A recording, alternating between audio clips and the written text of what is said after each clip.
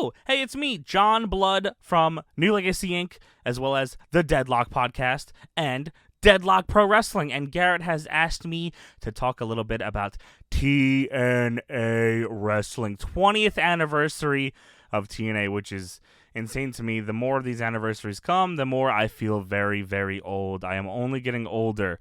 TNA, to me, is insanely influential. The more I think about it, actually, it probably had a lot of influence on me getting into independent wrestling in general, which independent wrestling became a gigantic part of not only my wrestling entrance, but my life, seeing as I help run an independent wrestling company now. First TNA show I watched was the very first one. I watched it live on a absolutely, completely legal black cable box that definitely just happened to get that channel that was showing TNA. Don't worry, I made up for it. I watched pretty religiously. I'm pretty sure I caught every TNA show that I could. I vividly remember tuning in on Wednesdays. I remember being at my uncle's house. It may have been like New Year's one year. For some reason, I think it might have been the Jarrett and AJ match, and they were going over that for the NWA title. I remember just watching that on my uncle's TV. So that's how much I love TNA. I would make sure to watch it other places other than just my house because I was super into TNA. And then I remember watching TNA Impact when they had it on Real Player, which some people might not even know what Real Player is. Again, I feel very old as I talk about this. I remember watching, I think Delirious, maybe Delirious versus Raven or Delirious versus somebody on Impact on Real Player, and I think Raven was also on the episode. I think it was around the time Raven got the NWA championship. So, yeah, a lot of old memories of TNA. TNA is very important to my wrestling fandom. And I guess I didn't really think about it until I was, trying to think about how much TNA influenced my wrestling viewing. But I think maybe without me realizing it, TNA helped me get into independent wrestling because when I would tune into things like CZW, I'd see AJ Styles with the green headband and the green shorts and the NWA World Title. I was like, oh man, I watch AJ in TNA.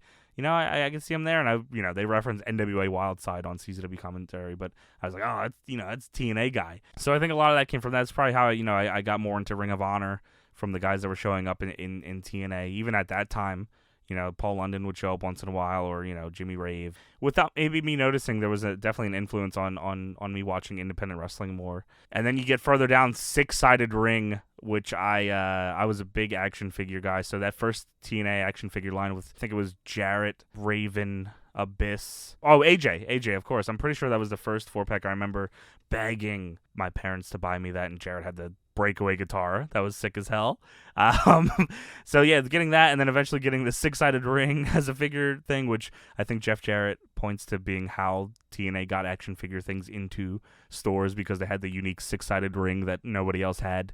That was pretty awesome. And then going from action figures to video games, I was gonna say one and only TNA video game, but it was, there was multiple mobile game ones and a DS one, but that Impact game that came out on console, I will stand up for the TNA Impact video game, and I will say it was not the worst game ever. I actually think it was fun. I think the story in that game is really fun. It's the kind of story I like. Maybe a little too linear, comparing it to my favorite wrestling games, but the TNA Impact story was pretty fun. They did what they could with that.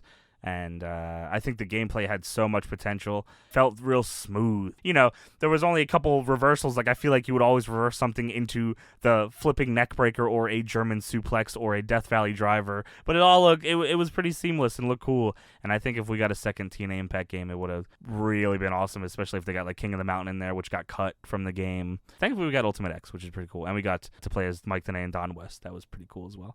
And I guess just even now, we James and Tony, also from Deadlock, will go back and watch old TNA episodes, and there's definitely a lot of influence from TNA. There's aspects of TNA, especially presentation-wise, that we kind of try to adopt for Deadlock Pro Wrestling, just because there was a lot of really, really cool stuff they were doing back then. One of the things we always talked about, even before we really got into talking about making DPW and before it really started, we were going to go out of our way to try to get Barry Scott to do a voiceover, even if it was just one for us. And it upsets me very greatly that we won't get that, because Barry Scott was that his voice is just, that's the TNA voice to me. Same with like Don West and Mike Tenay. Like Don West, Mike Tenay, Jeremy Borash, and Barry Scott. Those are the voices of TNA to me, and I wish having any of those guys do anything with us. But the Barry Scott voiceover was very cool. I love TNA, especially NWA-TNA. I was a big NWA-TNA guy. Wrestling is a lot better for TNA. I know it's easy to. There's a lot of stuff TNA did that I laugh a lot at.